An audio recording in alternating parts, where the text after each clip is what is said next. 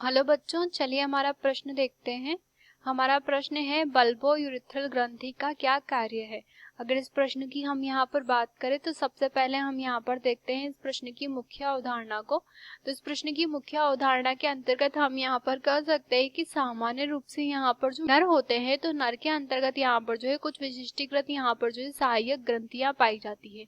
और ये जो सहायक ग्रंथियां यहाँ पर पाई जाती है यह यहाँ पर सहायता प्रदान करती हैं वीर्य के निर्माण में। तो इसके अंतर्गत हम यहाँ पर कह सकते हैं कि हमें जो यहाँ पर ग्रंथि दी है वो यहाँ पर बल्बो यूरेथ्रल ग्रंथि दी है। अगर बल्बो यूरेथ्रल ग्रंथि की हम यहाँ पर बात करें तो इसके अंतर्गत हम यहाँ पर कह सकते हैं कि सबसे पहले तो ये जो है यहाँ पर सामान्य रूप से जो है जोड़े में पाई जाती है। तो इसके अंतर्गत हम यहाँ पर कह सकते हैं कि यहाँ पर ये जो है जोड़े में पाई जाती है, यानी कि इसकी जो संख्या होती है वो यहाँ पर जो है 2 होती है।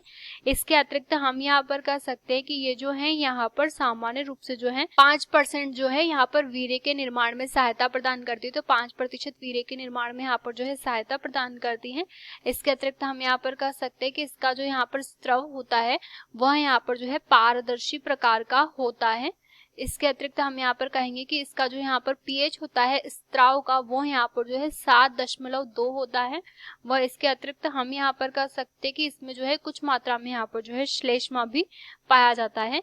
और इसके अतिरिक्त अगर हम यहाँ पर बात करें मुख्य रूप से इसकी कार्य की, तो कार्य के अंतर्गत हम यहाँ पर कह सकते हैं कि वीर्य के स्त्रावण से पहले यहाँ पर जो बल्बो यूरेथ्रल ग्रंथि होती है यह अपना यहाँ पर जो है एक स्त्राव छोड़ती है। और ये जो स्त्राव यहाँ पर छोड़ा जाता है इसकी अगर बात करें तो यह यहाँ पर जो है सामान्य रूप से जो है श्लेष्मा से मिलकर के निर्मित होता है। और श्लेष्मा से निर्मित ये जो स्त्राव होता है श्लेष्मीय, सामान्य रूप से इसका जो पीएच होता है वो 7.2 होता है, जिसकी वजह से यहाँ पर जो मूत्रवाहिनी होती है वो मूत्रवाहिनी की जो अम्लीयता होती है उसे ये नष्ट कर देता है। तो मूत्रवाहिनी की जो अम्लीयता होती है उसे यहाँ पर नष्ट करने में ये सहायता प्रदान करता है। और जब मूत्रवाहिनी यहाँ पर जो है उदासीन हो जाती है तो वीर्य का जब यहाँ से प्रवाह होता है तो शुक्राणुओं की यहाँ पर जो है मृत्यु संपन्न नहीं होती है। तो यह यहाँ पर जो है शुक्राणुओं के लिए आवश्यक है। आशा करते हैं आपको ये प्रश्न समझ आया होगा। धन्यवाद।